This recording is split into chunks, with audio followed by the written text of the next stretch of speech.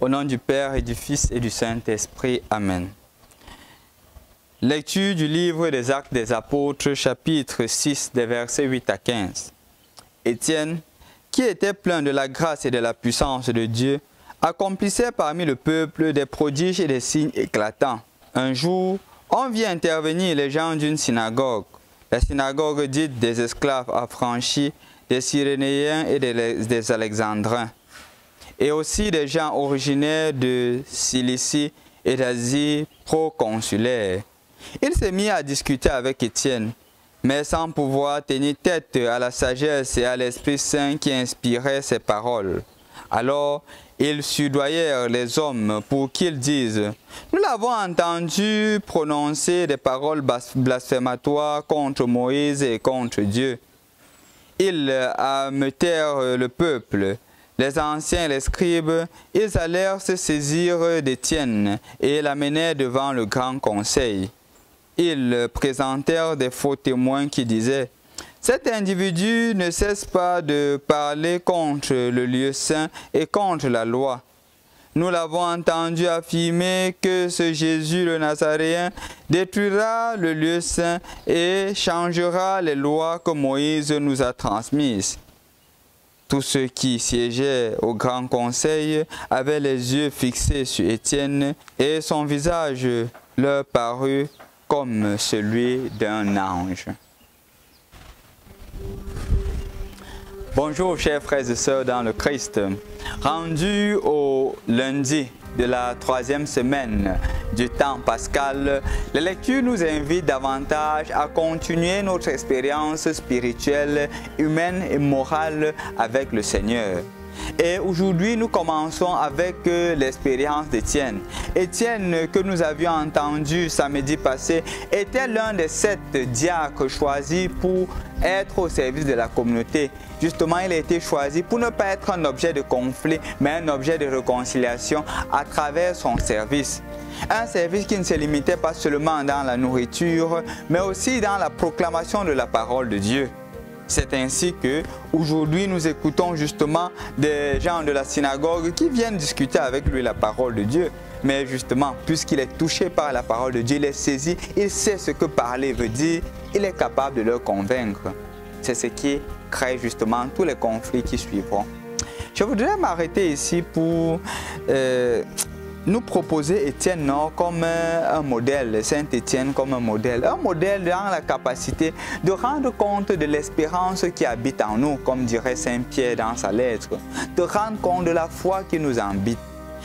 Parfois, lorsque je voyage et que je prends, comme d'habitude, le transport en commun, il m'arrive de m'asseoir à côté des personnes qui ont des chapelets, des personnes qui ont les dizainiers comme bague, ou des personnes qui se mettent à prier.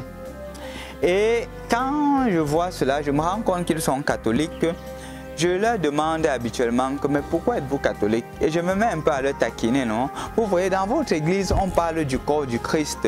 Et on dit que voici le corps. Est-ce que c'est vraiment le corps du Christ? Est-ce que tu prends par conviction ou c'est parce que les autres tu vois les autres prendre? Ou par exemple, je te vois avec le chapelet. Pourquoi tu as le chapelet? C'est parce que les autres portent ou c'est parce que toi tu es convaincu de ce que tu es en train de recevoir?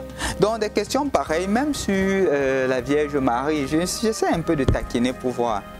C'est vrai que dans certains cas, j'ai la grâce d'avoir des personnes qui sont convaincues de leur foi.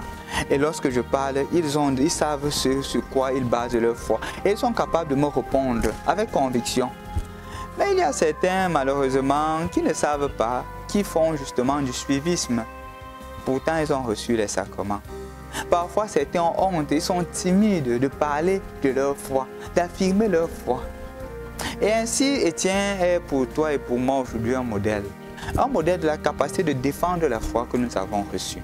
En effet, le sacrement de confirmation que nous recevons est un sacrement qui fait de nous chrétiens à part entière. Non seulement chrétiens, mais des personnes capables de défendre la foi qui les habite. C'est pour cela qu'on ne donne pas la confirmation aux personnes qui n'ont pas déjà atteint l'âge de la raison. Parce que c'est la personne clairement qui répond. Quand on dit crois-tu, quand on est baptisé sur la foi des parents et des parents. C'est pour cela que c'est aux parents et aux parents qu'on demande croyez-vous, et ils disent oui je crois. parce que l'enfant leur est confié. Mais quand on reçoit la confirmation, c'est soi-même qui prend la décision de dire « je crois ». Et justement, je dis « je crois » parce que je suis convaincu de ce que j'ai reçu dans l'enfance et je m'engage à être un témoin et défenseur de la foi catholique. Donc, mon frère, ma soeur, Étienne te rappelle aujourd'hui que tu dois être un défenseur de la foi catholique. Tu ne dois pas avoir honte de proclamer Jésus. Tu ne dois pas avoir honte de t'identifier comme catholique, de vivre cette foi catholique de façon publique. Parce que malheureusement, de nos jours, c'est ce qui se passe. On a honte de s'affirmer comme chrétien. On a honte de dire que nous sommes catholiques. On a honte de vivre une foi authentique parce qu'on se dit, qu'est-ce que les gens diront de nous? Non, le qu'en dira-t-on n'est pas l'apanage du chrétien.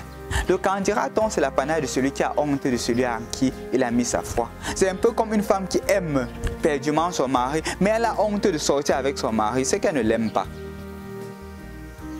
Quand on aime, on est fier de se vanter, de dire « j'ai cet homme-ci là ». Si on aime le Seigneur, on serait content de dire « je le ndolo ». On serait content de dire « je le proclame, je l'annonce » parce que justement je l'aime à temps et à contre-temps. Mon frère, ma soeur, tu es donc invité aujourd'hui à être un autre Saint Étienne, une autre personne qui soit capable d'annoncer Jésus. C'est vrai, Saint Pierre le dit calmement, quand tu l'annonces, quand tu rencontres la foi et de l'espérance qui t'habite, fais-le en toute simplicité et humilité. Pas dans le sens de l'orgueil, pas dans le sens de la vantardise, pas dans le sens d'humilier l'autre, non. Quand on tombe dans l'humiliation de l'autre, quand on proclame une foi en condamnant les autres, on n'est pas en train de faire de l'évangélisation. On est en train de faire de l'orgueil, de faire de la vantardise, de faire de l'humiliation à l'égard des autres. Ce n'est pas ce à quoi nous sommes appelés, nous les chrétiens. Nous sommes appelés à annoncer Jésus. Ne pas avoir honte de dire, voici ma foi. Voici la foi que j'ai embrassée. Voici la foi que je suis fier de proclamer. Parce que. Bonne journée mon frère, ma soeur, et aujourd'hui, sois un autre Étienne. Au nom du Père et du Fils et du Saint-Esprit. Amen.